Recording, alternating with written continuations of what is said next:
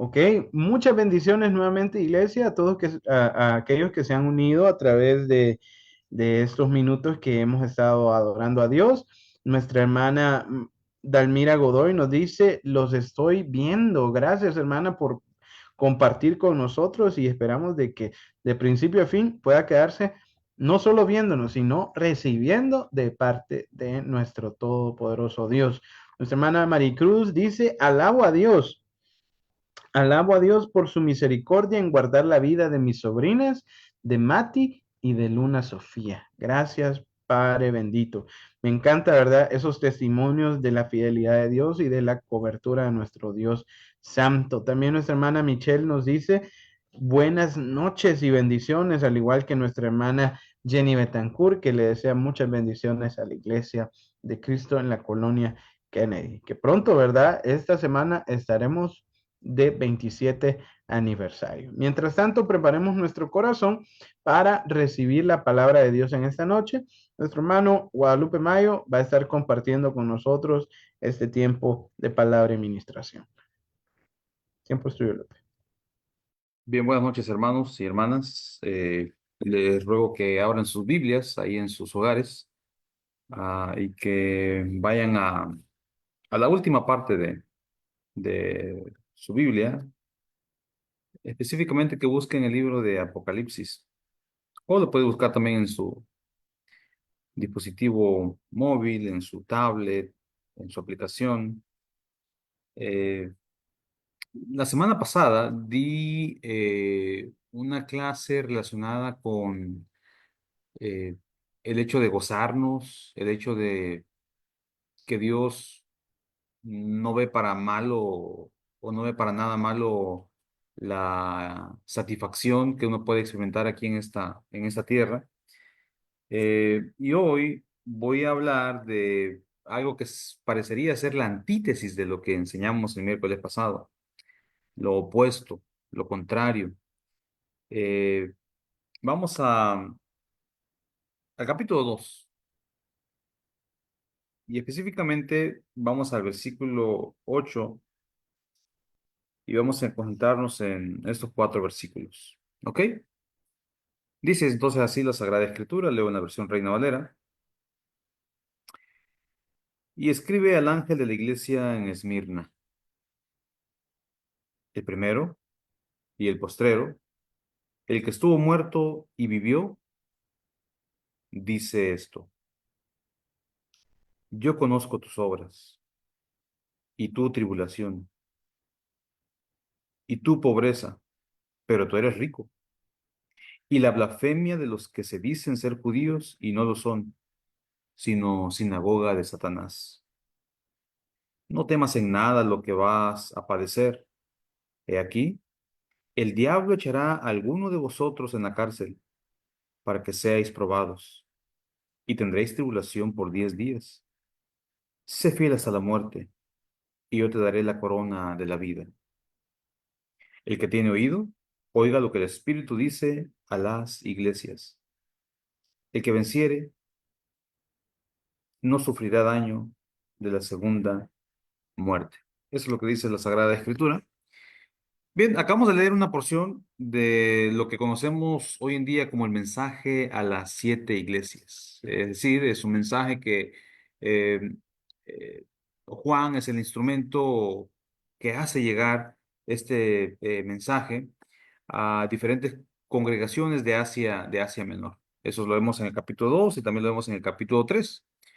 Hoy en día, pues sabemos, entendemos, asimilamos que estas cartas eran para algunas congregaciones en comunidades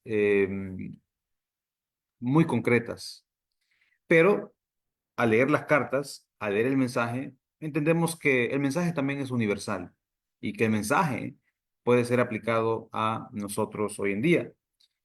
Y es así como llegamos entonces a esta iglesia de Esmirna, que es la segunda comunidad de fe a la cual se le está enviando este mensaje. La primera fue Éfeso.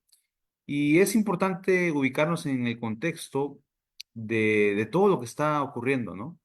Am, Al momento que Juan escribe este mensaje, Se cree que ya han pasado aproximadamente unos 60 años desde que Jesús resucitó y ascendió al cielo. Es decir, han pasado ya 6 décadas y muchas cosas han pasado. Para esta época, se cree que ya casi todos los apóstoles habían sido martirizados.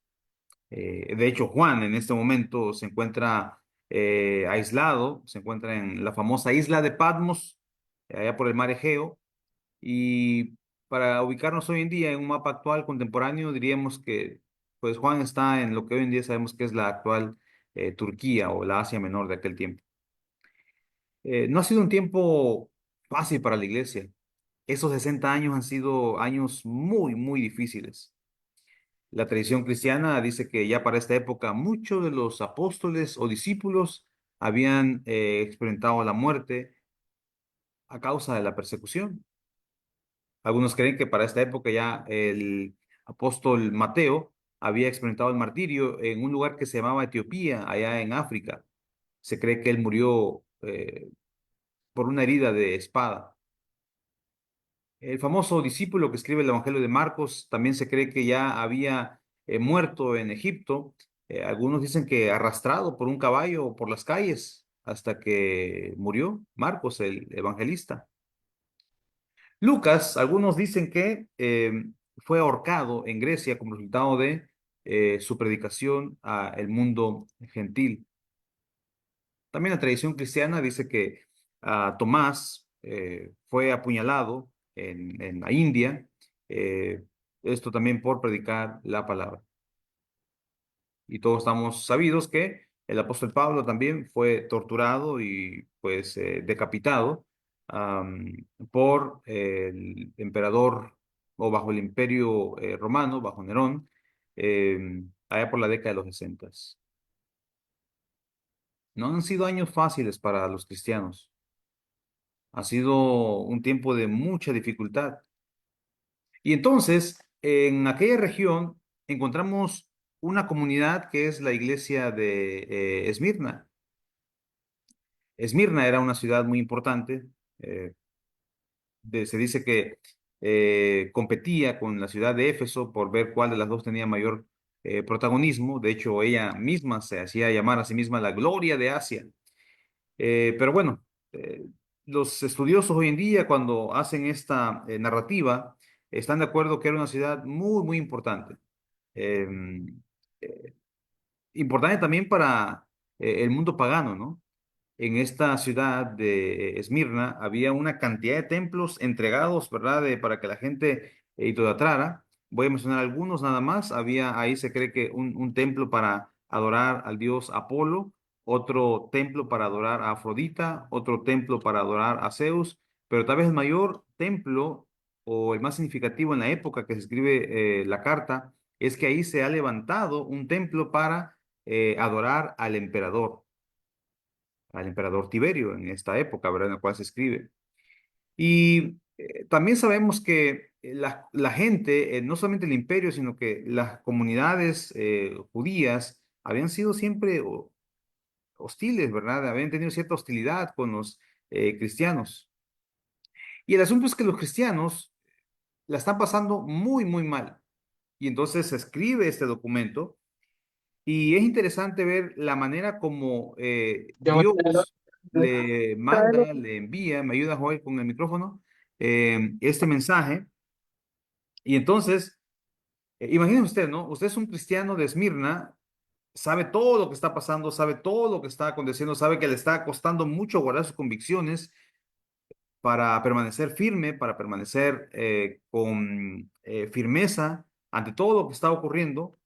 Y entonces el Señor le dice, yo conozco tus obras y tu tribulación,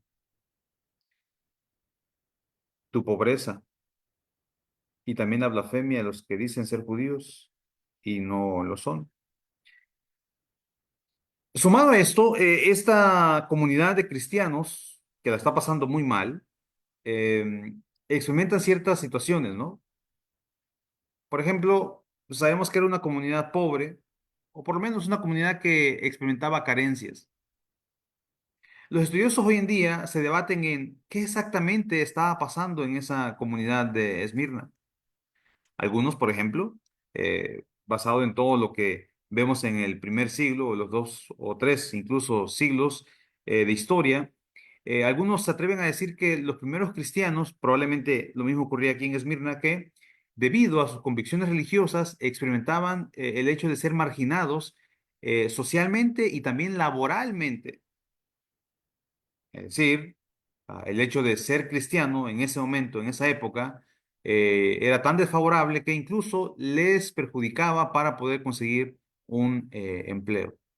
Recuérdese que en este tiempo los cristianos son vistos como gente revoltosa, gente que son ateos porque ellos no creen en estos dioses. Les acusan a los cristianos de que cometen canibalismo porque dicen que participan del cuerpo y se comen un cuerpo. Y sabemos que hace referencia o alusión a lo que hoy en día usted y yo conocemos como Cena del Señor. A los cristianos se les acusa también de incesto porque se casan entre hermanos. Es decir, los cristianos no son bien vistos en esta época. Y también los cristianos, ellos mismos se han apartado del mundo, de la sociedad, de todo lo que ocurría en aquel momento. Y entonces han experimentado carencias, probablemente debido a todo este hecho de ser marginados.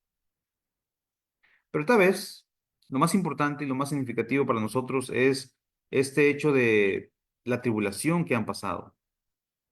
Y dice el texto que Dios está consciente de eso, que Dios sabe eso, Dios sabe las carencias que tienen, Dios sabe la tribulación que han tenido y también Dios sabe la oposición que tienen ellos ahí. Las comunidades judías, cuando vemos el libro de los Hechos, vemos que no eran muy favorables para con los primeros cristianos. Eh, Representaban cierta hostilidad y cuando se convertían algunos de ellos también al cristianismo, daban ciertos problemas. Usted puede ver Hechos capítulo 15 que muchos de los fariseos se hicieron cristianos y eso hacía que a veces dentro de la misma iglesia hubiese este peligro. O sea que la iglesia está luchando primero por mantenerse fuerte con las luchas internas, pero también la iglesia está luchando contra los ataques externos. Y dice Juan que algunos se han convertido en instrumento de Satanás. Hablando de estos, dice que son judíos, pero realmente no lo son. Y entonces, el escenario es este, ¿no? El escenario es que esta iglesia la está pasando mal, está bajo persecución, y Dios sabe esto, y Jesús conoce esto, sabe no solamente que están pasando un momento de tribulación, sino también carencias, y también está consciente, y Dios sabe de toda la oposición que están experimentando. El libro de Job es un libro que hace toda una reflexión tremenda, ¿no? Sobre la teología del sufrimiento. Y creo que el libro de Job, desde sus capítulo 1 deja claro que Dios está en control de todo. No es que a Dios se le ha ido de control lo que está pasando en la vida de Job. Y yo creo que lo mismo aplica también acá, ¿no? Dios sabe lo que está pasando a esta comunidad de cristianos y no es que se le ha ido de las manos lo que le está pasando a ellos, sino que Él está consciente en su soberanía. Él sabe todo lo que están experimentando estos cristianos. Y tal vez eso nos ayuda a entender que para nosotros, incluso en los peores escenarios, porque tal vez no pasamos persecución como ellos, pero incluso en los peores escenarios, Dios está sabido de todo eso. Muchos creen que lo que están experimentando esos cristianos es bajo la persecución de Domiciano, perdón. Eh, Otros, ¿verdad? Pintan otros emperadores. Pero bueno, viene finalmente el mensaje de Dios y yo estoy atento a lo que Dios tiene que decirme y me alegra mucho que yo como cristiano de esta comunidad de Esmirna que Dios sepa que la estoy pasando muy mal, que Dios sepa que tengo carencias y que Dios sepa que hay oposición. Y entonces yo quiero que me dé ese mensaje de esperanza. Y miren el mensaje que le da eh, la carta. No temas en nada lo que vas a padecer. O sea, trago amargo porque lo que están pasando no se compara con lo que viene más adelante. No temas en nada lo que vas a padecer. He aquí el diablo echará a alguno de vosotros en la cárcel para que seáis probados. Bueno, yo como cristiano de la comunidad de Esmirna pensé que la carta me iba a traer esperanza y que se iba a acabar la persecución, pero el mensaje es un mensaje para sembrar convicción, porque dice que lo que viene parece ser que es peor de lo que está pasando esta iglesia. Entonces, si esto es así, parece ser que el mensaje es muy oportuno, ¿no? Porque si estoy a punto de claudicar, si estoy a punto de ceder, si estoy a punto de renunciar, este mensaje viene y me advierte que lo que viene es aún más difícil, pero también el texto dice, sé fiel hasta la muerte y yo te daré la corona de la vida. Y es más, Jesús, cuando se presenta, dice en el versículo 8, vea cómo se presenta él, sabiendo todo lo que está pasando esta comunidad de fe, el que estuvo muerto y vivió, dice esto. Si hay alguien que puede entender a los cristianos de Esmirna, es quien manda el mensaje. Porque la esperanza de ellos se cimenta o se fundamenta en el sufrimiento, en la tribulación, en todo lo que él tuvo que pasar para que su salvación fuese posible. Esta comunidad entonces recibe este mensaje, y este mensaje nos recuerda, quiero hacer una lectura paralela a esto, solo para... hay otro momento, muchos años atrás, si usted me acompaña, no vaya a perder ese Apocalipsis, porfa, pero vaya ahora al Evangelio de Lucas, es un texto muy similar, con un mensaje también muy apropiado para lo que estamos viendo, analizando, discutiendo en esta tarde-noche. Eh, el Evangelio de Lucas nos presenta un escenario similar, capítulo 22. Dice versículo 31. Dijo también el Señor, Simón, Simón, he aquí Satanás os ha pedido para zarandearos como a trigo. Y una respuesta similar, mira lo que le pasa a la iglesia de Esmirna. Pero yo he rogado por ti, que tu fe no falte. Y tú, una vez vuelto, confirma a tus hermanos. A la iglesia de Esmirna se dice que la está pasando muy mal, pero lo que viene parece ser peor. Y en el caso de Pedro, Jesús, en su sabiduría, en su soberanía, le dice a Pedro que va a ser zarandeado y le dice, pero yo he orado para que no te falte fe, no para eximirlo, no para que no pase por eso,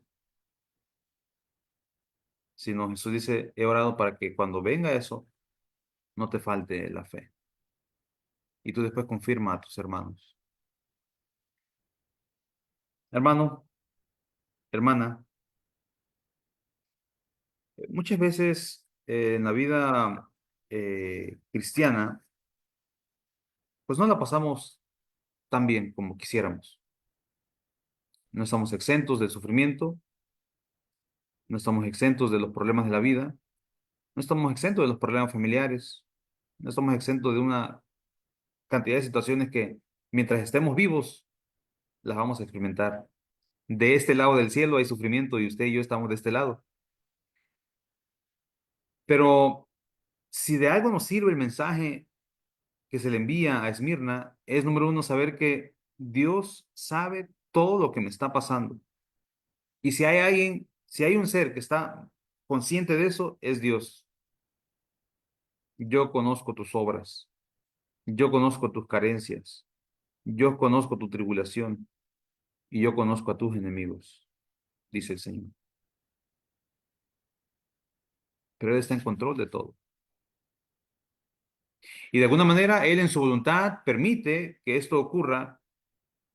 Y entonces, como dice Pedro, ¿no? Somos probados por medio del fuego con la intención de que hagamos, esa fe se haga más robusta, más fuerte. Y algo que también Dios sabe es que esta iglesia, a pesar de su situación, es una iglesia abundante, es una iglesia rica y Dios conoce sus obras.